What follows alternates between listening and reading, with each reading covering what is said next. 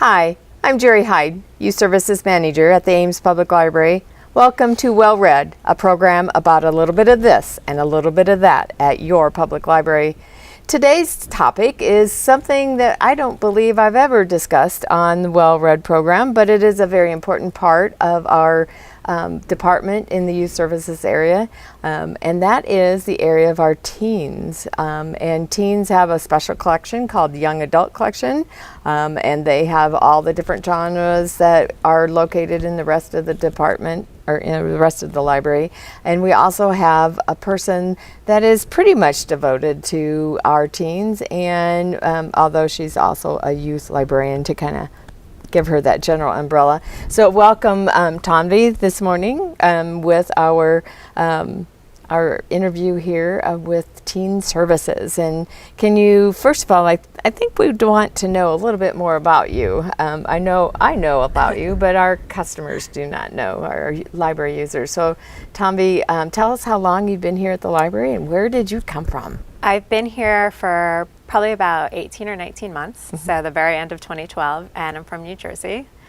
So it took a really long road trip to get here. I have my bachelor's degree in sociology from Rutgers College, and I did my master's in library and information science from the School of Communications, also at Rutgers. All right. So I was a librarian in New Jersey before I came here. And so, and pretty much your whole life was out on the East Coast, right? Yes, yeah. So from what I've understood.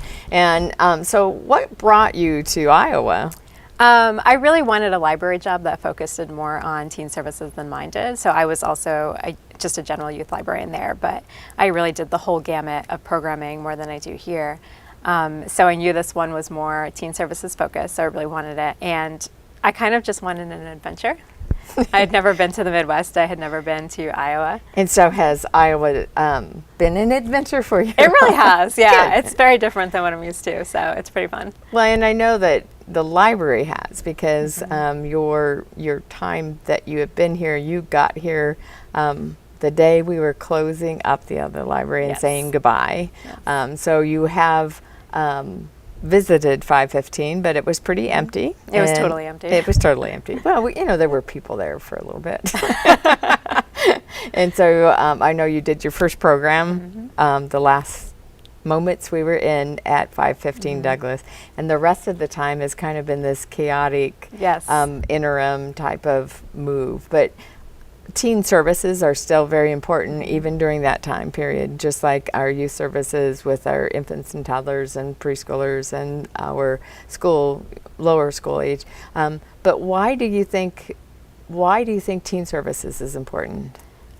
Teen services is important because children and adults just have different needs than teens do. We didn't traditionally focus on teen services and librarianship, I think maybe not until the past decade. So when I was a even kid, less than that. Yeah, maybe less than that. As a person that's been here for a while. And when I was a kid, we didn't have a teen librarian, so I just didn't go to the library. I mean, there was nothing really for me there. And when you, it has really been teen books and young adult books, whatever you would like to call that age group of books. They have not really, they've really bloomed in the last 4 or 5 years. I think the last Harry Potters and the Hunger Games, and those have really brought out that genre of teen fiction.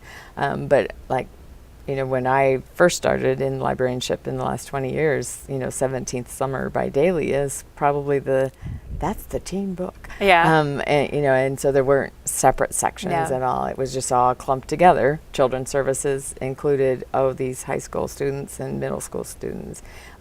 But now we do separate them out. And not just because there's literature specifically for them. I think there's other reasons too.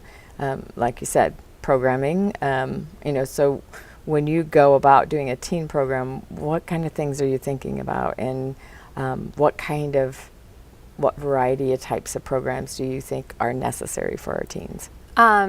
Really, whatever will get them excited about coming to the library. So sometimes they're based around books, popular books like The Hobbit or The Hunger Games. Harry Potter, those things tend to bring kids in. And it's a fun way for them to take something that's such a private and personal act of reading and be able to share that with other people and see that, it's fun. It's fun for themselves and it's fun for other kids. And then, I try to secretly get kids excited about the collections that we have while they're here. So really, whatever is going to get them in the door, whatever is going to be fun, it's a safe place for them to come hang out so they have something to do. I think that, Ames is an amazing community, but there's not necessarily a ton of options for kids who are, between elementary and college aged. Mm-hmm. Well, and the variety of personalities. You talked about those that are reading and being, I'll use the word introverted, and wanting to, and I think adults can identify with that because we have the same type of people, variety of people that like to talk about the books that they and want to be. If you're not into sports or if you're not into, I don't know, Girl Scouts or something like that, it's still something that you can come and do. Right. And some people like to discuss those books, and sometimes people want to just keep it personal, and sometimes they want to celebrate the books and have a big, huge. And I know you've had several of those since you've been here as well. The Harry Potter wedding was fantastic, and the Hobbit wedding, or not wedding, but the celebration that you had.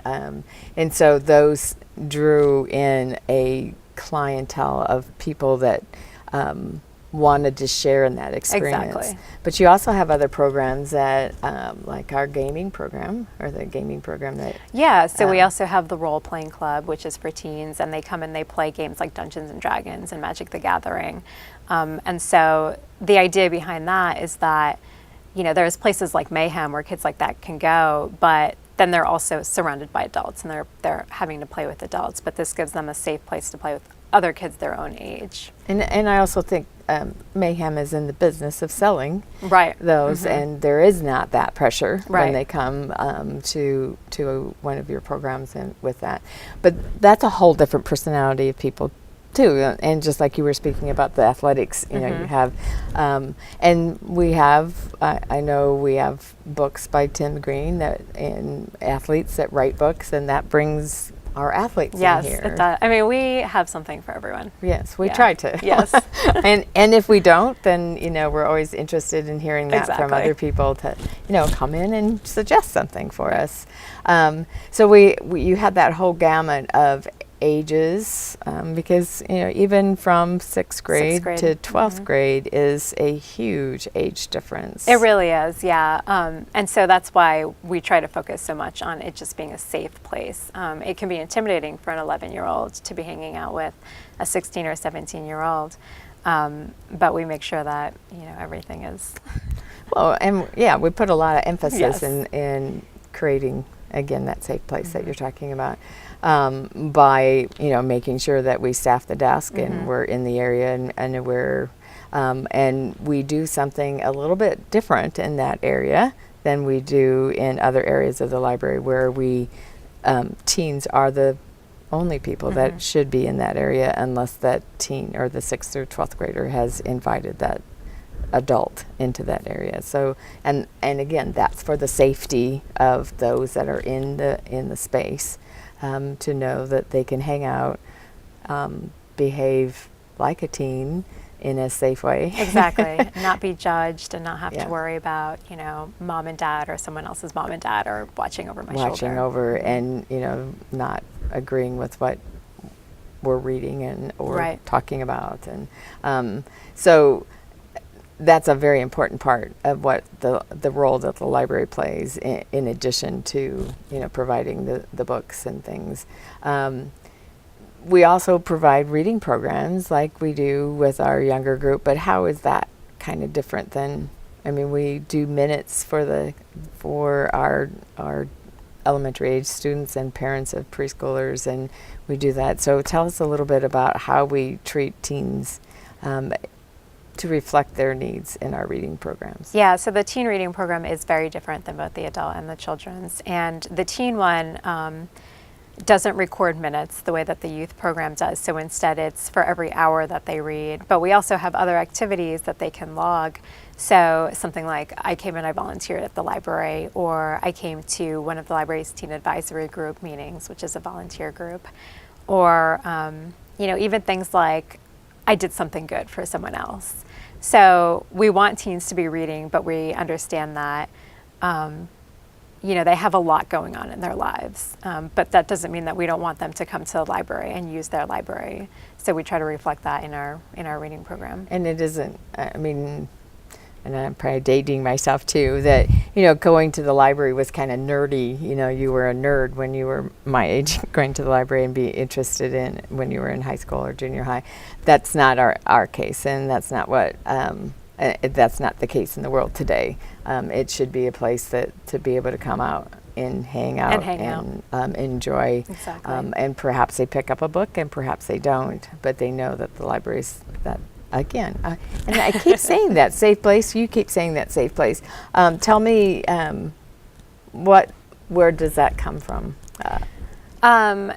So there's actually something called the 40 Developmental Assets for Adolescents, and it's this really important list. It's put together by a research institute that studies youth development. And so it's a list of these 40 skills and experiences that we want teens to have that help them become emotionally successful and healthy adults. So we sort of use those guidelines to put together a philosophy for our teen services. And a lot of the big ones are things like teens have a safe place to go, and teens have boundaries. Teens are serving others and things like that. So we recognize that when you're a teenager, it's a time when maybe you're starting to think about more risky behaviors. You're experimenting more, you're experiencing more. It's a really exciting time of your life. But we want kids to be able to have those experiences in a safe way. And the library, as a community institution, is a great place for those things to happen.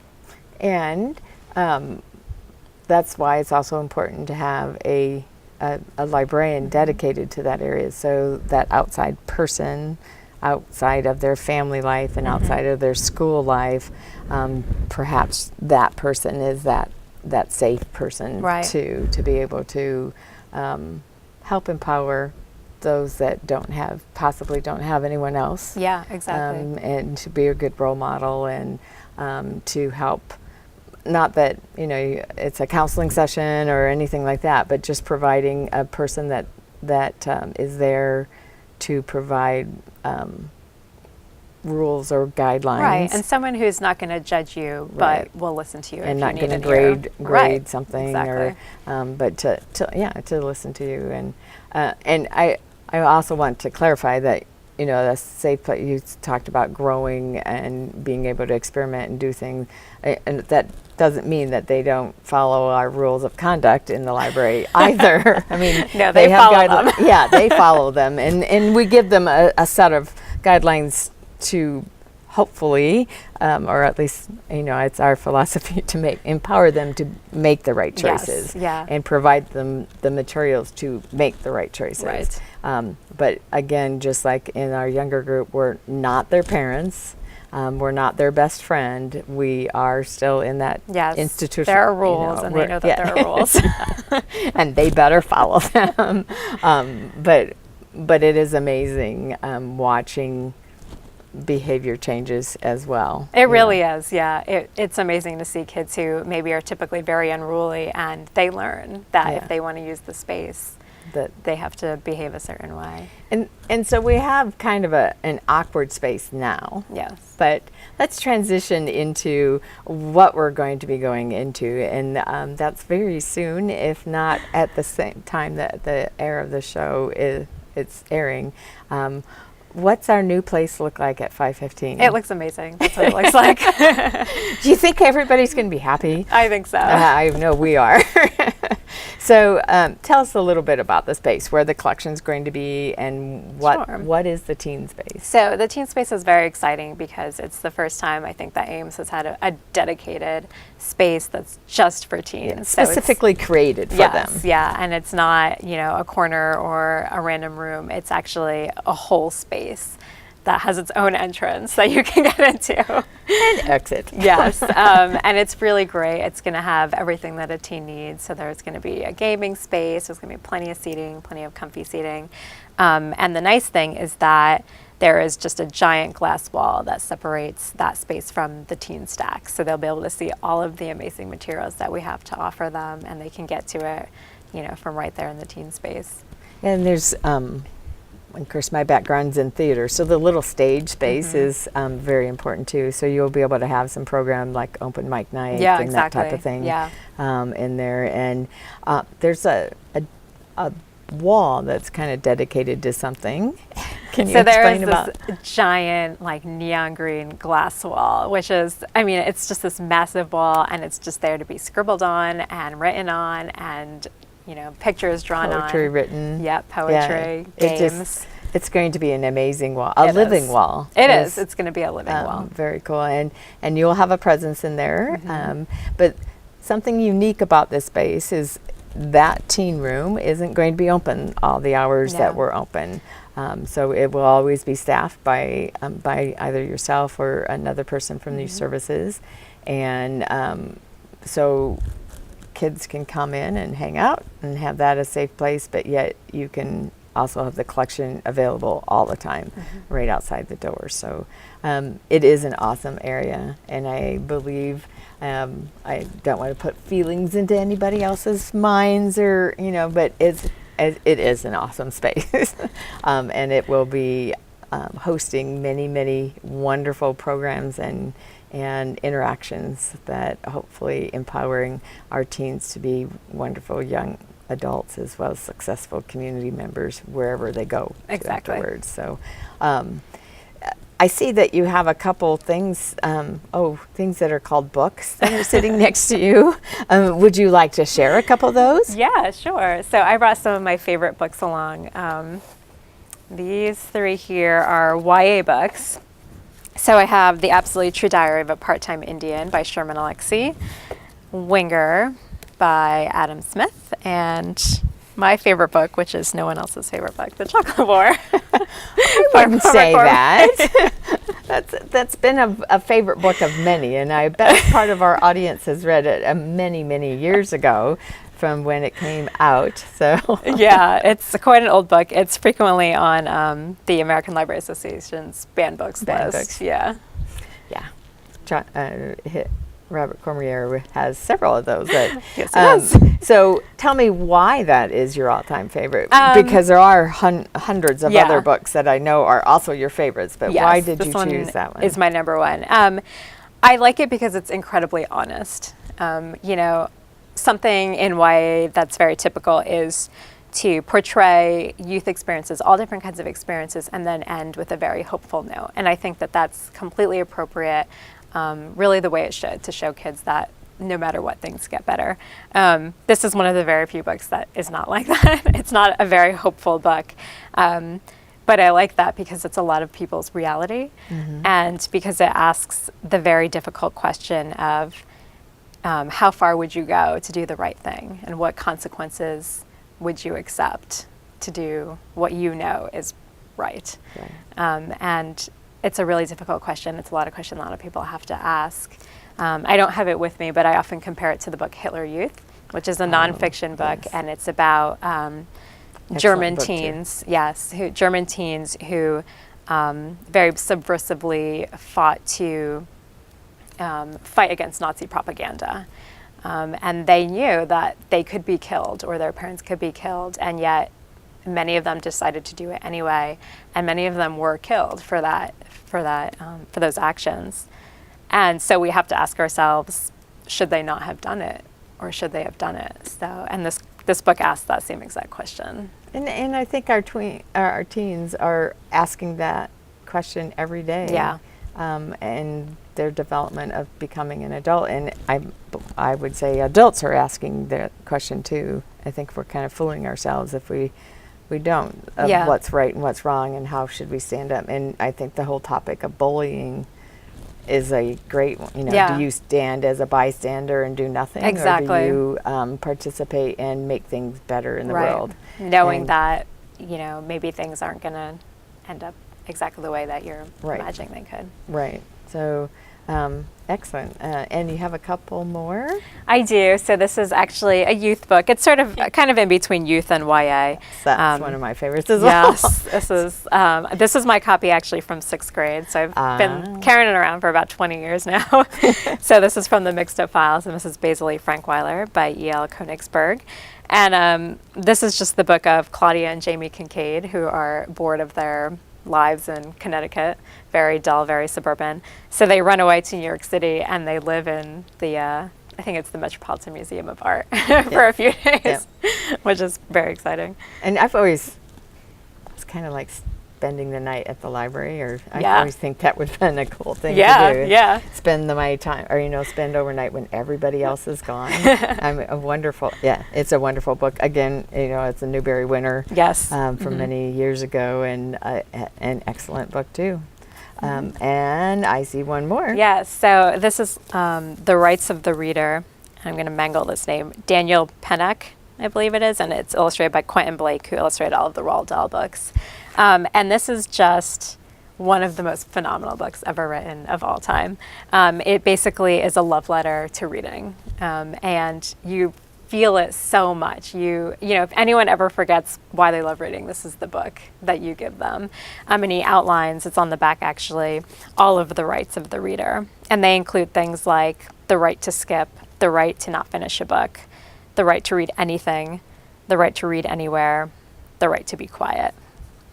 It's a really beautiful book. Really, yes. And I know I hadn't ever read it until you recommended it, and I now have a personal copy as well. Not as well read as yours. It looks like you've read yours a couple more times than I have. But yes, The Rights of the Reader in a library is a wonderful story to have. So highly suggested to read that one by no, I was going to do the illustrations there by Pennock. I think you're right with that. So, The Rights of the Reader is a very important, no matter what age you are. It really is, yeah. In a library or in our world, we sometimes don't realize how lucky we are that we have public libraries and that institution to have, and those safe places to come to, and that is why you may think libraries are just for books, libraries are just for children. Or babies and their parents, and growing that way. Yes, that is important, growing a reader, but we're also growing wonderful community members by providing that safe place and providing them that role model as a teen librarian to kind of guide them along and provide those rules and rights and expose them to the wonderful words that we have in our library, but also the wonderful role models and thoughts, and just expanding those those boundaries a little bit farther, and providing that safe place. Very important role that the library plays. So, thank you, Tanvi, for coming and sharing our day with the interview here with you, and also thank you for coming to Iowa and wanting that adventure. So thank you for bringing me to Iowa. So libraries aren't just for books. Libraries are for people as well, and one of those groups of people is our teens, and providing those 40 developmental assets. And if you haven't done a little research on that, just do a little Google and look it up, and you'll see that not only do teens have those developmental assets, but toddlers and preschoolers and school age do, and even adults. So take a few minutes to look at that and see how you can play a role in that as well.